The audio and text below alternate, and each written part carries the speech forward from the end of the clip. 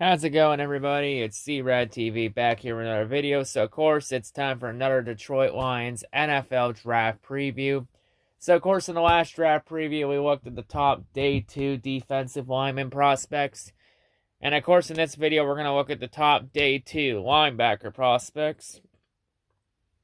Since linebacker could become a need on day 2 or whatnot, if the Lions choose at 7 to go Trey Lance and not Micah Parsons. So let's take a look at some other options we could have if the Lions choose to not go Micah Parsons and go a different direction. But anyway, let's take a look at these. So let's take a look at these prospects and see what we got. Let's get going. So starting off with inside linebackers, the one and only inside linebacker prospect we're going to go over for day 2 because inside linebacker prospect class isn't deep until day 3. But anyway, with this one, the one we're going to go over here, hailing out of Missouri, standing 6 feet tall, weighing 232 pounds, we got Nick Bolton. So Nick Bolton, he's a prototype read and react inside linebacker, so he's very good at reading the play and reacting to it as we go along. Shoot, what am I doing? Anyway, his strengths, he's a smart, agile linebacker, consistently puts himself in position to make plays. Recognition skills stand out the most, helps him with never taking missteps when he comes downhill. Aggressive tackler, wants to be part of every play, won't hesitate when there are opportunities as a game tackler. Great communicator with his teammates as well. Football intelligence shows up both pre-snap and post-snap. In terms of his weaknesses, though, he's undersized for the linebacker position. Doesn't have the type of strength or length that a lot of teams are going to want. His size makes it a little difficult to disengage once he gets hung up on the blockers. He will need to win with finesse rather than power, so he's got to get more better with finesse and technique. While he is a sufficient mover in the open field, coverage ability is rather average. He must become more consistent with his tackling in the open field as well. And he's also been listed as a player that could disappoint just because of his size and leg deficiencies, which makes it difficult for him to take on those blocks. And not the most nimble mover to outright evade contact. He is solid though, but there are a lot of limitations to his game. So he's definitely boom or bust. In terms of his NFL comparison, he's been compared to Eric Kendricks of the Minnesota Vikings. So yeah, definitely a player with a lot of upside for sure, but a little undersized. He's going to have to win with more technique and finesse than just straight power. If he can win with technique, he could be something to keep an eye on for sure. So now moving into outside linebackers, the first one we're going to go over here, hailing out of North Carolina, standing 6'2", weighing 230 pounds, we got Chazz Anderson. So for Chazz's strengths, he's a lanky, but he's very athletic with room for an additional 10 to 15 pounds of muscle without likely losing any of his athleticism. Absolutely jumps off the tape. He shows good initial quickness, smooth acceleration. Though his closing burst stat really has a lot of scouts excited, according to a lot of the scouting reports. He possesses a straight line speed, can beat backs to the edge, chases down some opponents from behind. In terms of his weaknesses, though, he remains very much a work in progress from fundamental and a frame perspective. Hyper aggressive against the run, attacks the blockers with a bull in a China shot mentality. Appeared more about creating havoc than having a plan. Sometimes you gotta have a plan in place, to attack, instead of just go in there and hope for the best. His aggressive pursuit angles results in some splashy plays. He left a lot of his teammates vulnerable when he attacks the wrong gaps or spins away from blocks rather than taking them out. In terms of his NFL comparison, he's been compared to Kiko Alonso of the New Orleans Saints.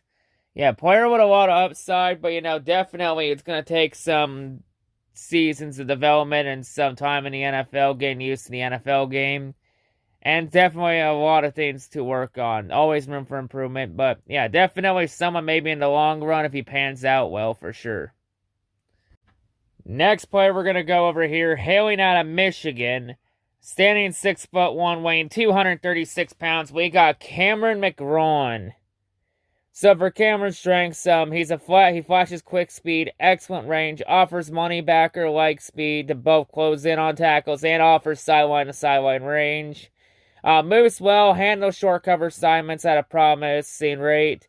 He could be used as a will linebacker, which allows him to capitalize on skill set and minimize his weaknesses. So if you move him to will, it would hide a majority of his weaknesses.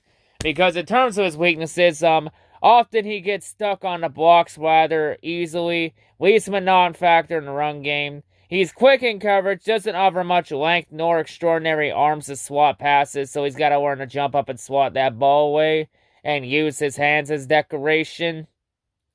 Likely will have issues about his overall frame too, which is athletic enough to handle a lot running backs, but maybe not tight ends.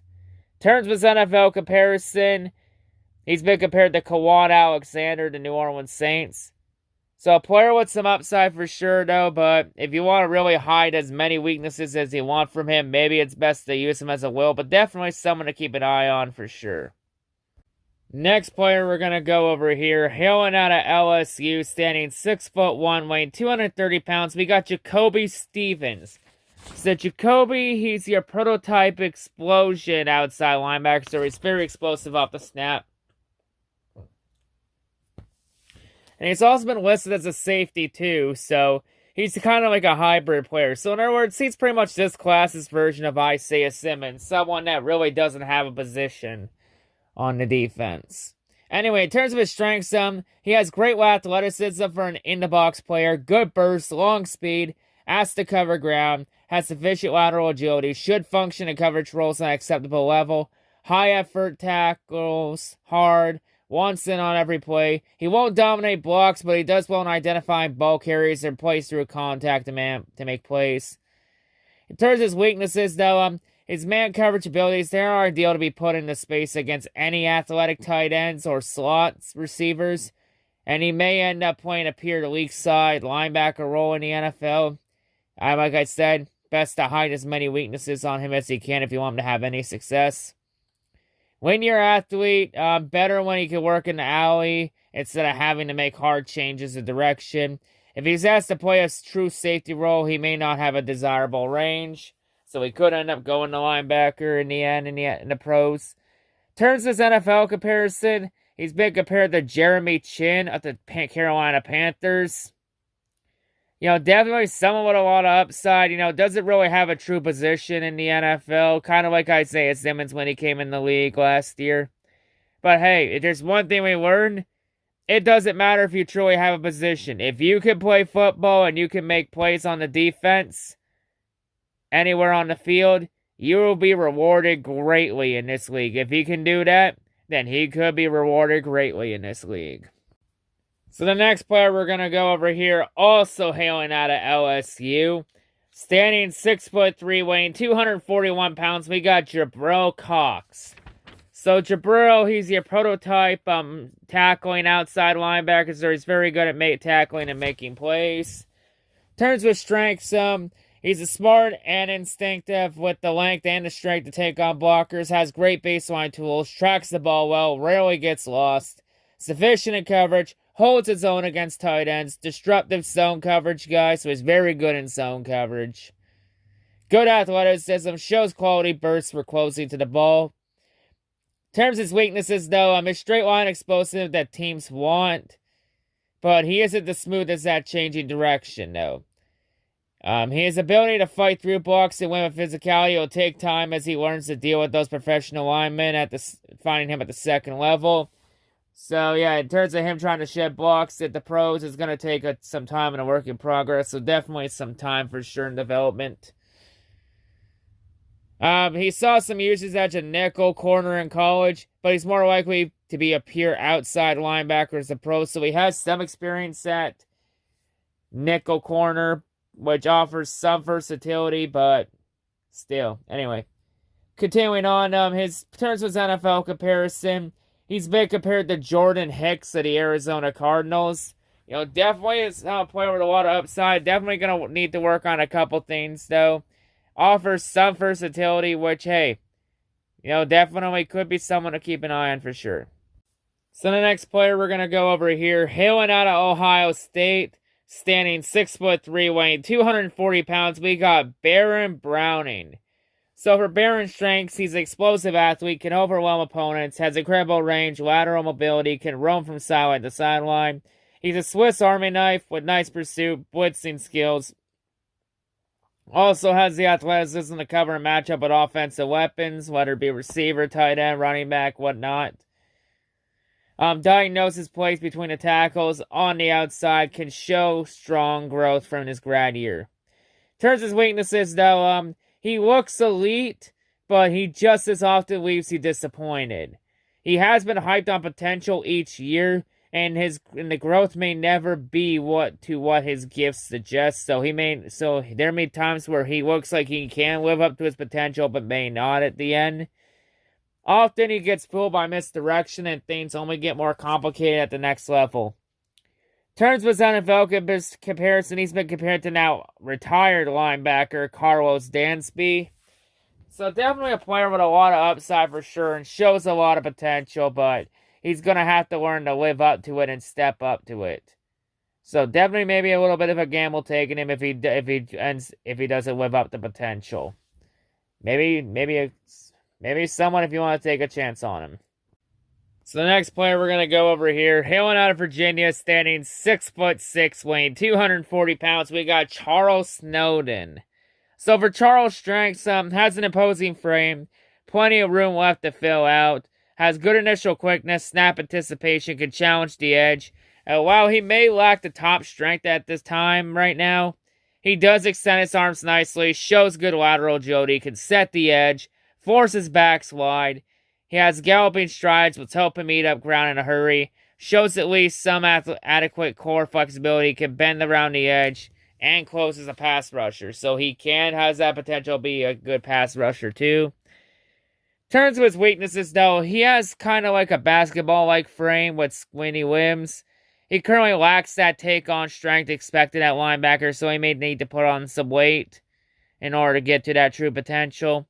He does struggle to rip himself free from blocker once blockers lock on, despite his significant arm length advantage.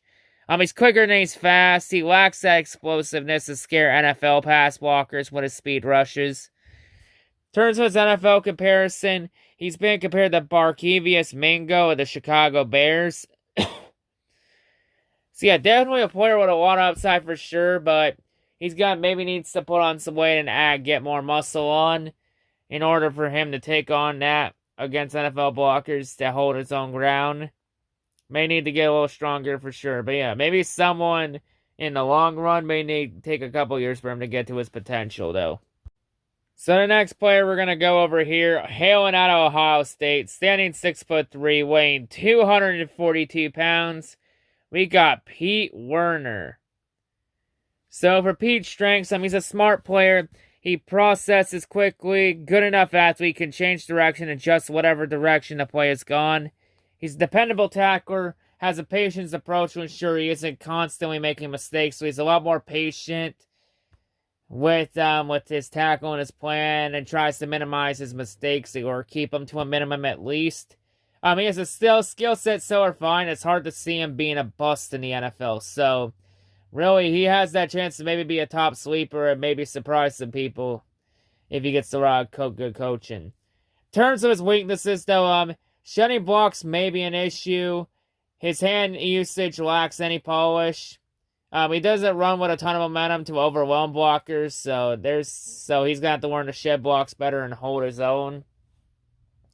He's a patient athlete, but that won't wow anyone with bursts, so he won't be able to be a dangerous blitzer.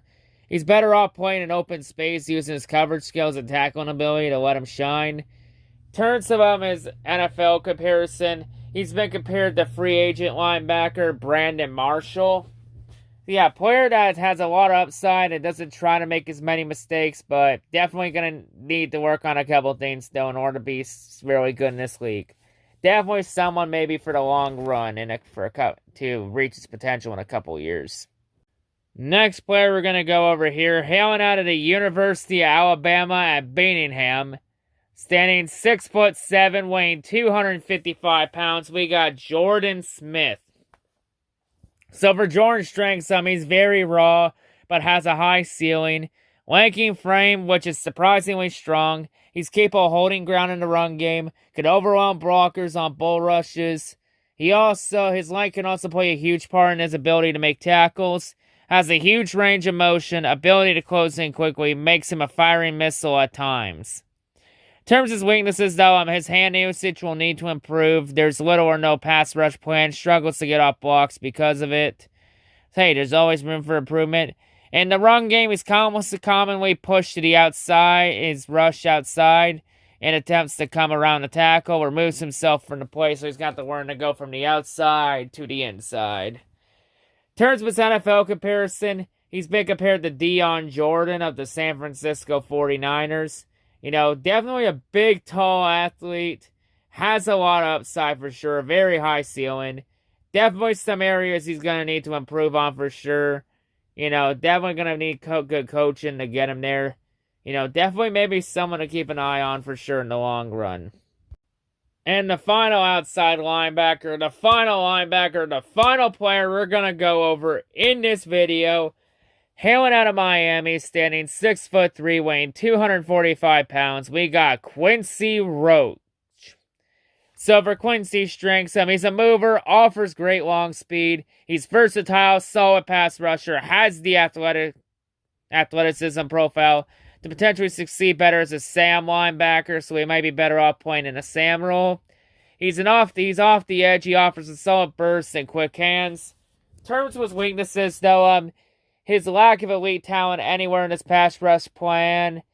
His film reveals overall inconsistent play, so a lot of his film, it's going to be a lot of inconsistency. Too regularly, he got handled when he couldn't win. With speed, he would get driven badly out of the play. With time, he could develop a better set of skills and capitalize on his athleticism. It would take some patience, though, some teams can't afford. So he would be a lot better off right now on a rebuilding team than on a team that's ready to win now. So he'd be a lot better on a team that has that's building for the long term than a team that's building for the short term. Anyway, in terms of his NFL comparison, he's been compared to Jeremiah Atochu of the Denver Broncos. Definitely a player with some upside for sure, though, but just a lot of things that need to improve on. He'd probably be better off on a rebuilding team than a team that's ready to win now, like I previously mentioned. He could be more like a rotational linebacker, especially if he's better off as a Sam linebacker, so he might be better off as a rotation guy. Anyway, that's going to wrap it up here for this Detroit Lions draft preview. So definitely some interesting linebacker prospects for sure, since the linebacker is still a big need for the Lions, because that linebacking core has sucked the last few years. Definitely some interesting prospects to keep an eye on for sure, that could do something with the Lions for sure in the long term. If the Lions choose to not go Micah Parsons at 7th overall, definitely some names to keep an eye on for sure. So, of course, the next draft preview will wrap up the rest of the Day 2 prospects with that final area on the defense. Before we move on to the Day 3 prospects. And for Day 3, yes, we are doing every single position for Day 3. Since Day 3 is more about just wrapping up whatever needs you have left and then adding depth and maybe trying to get some players in for training camp competitions. But yeah, anyway, that's going to wrap it up for this preview for sure. Anyway, hail to Outsiders. Hail the great Detroit Masterplan. And yeah, also as I'm reporting this, I did get the news about Jared Goff and the Lions restructuring his contract to where they took $20 million of Jared Goff's salary and transferred it into a signing bonus. So now that opens up another $15 million in cap space, which could be used to maybe make a run at one more player in free agency. Honestly, I feel like the Lions free agency is pretty much done and over with. And now all the focus is now on to the draft. But anyway, that's going to wrap it up here. That's all I got to say. Peace.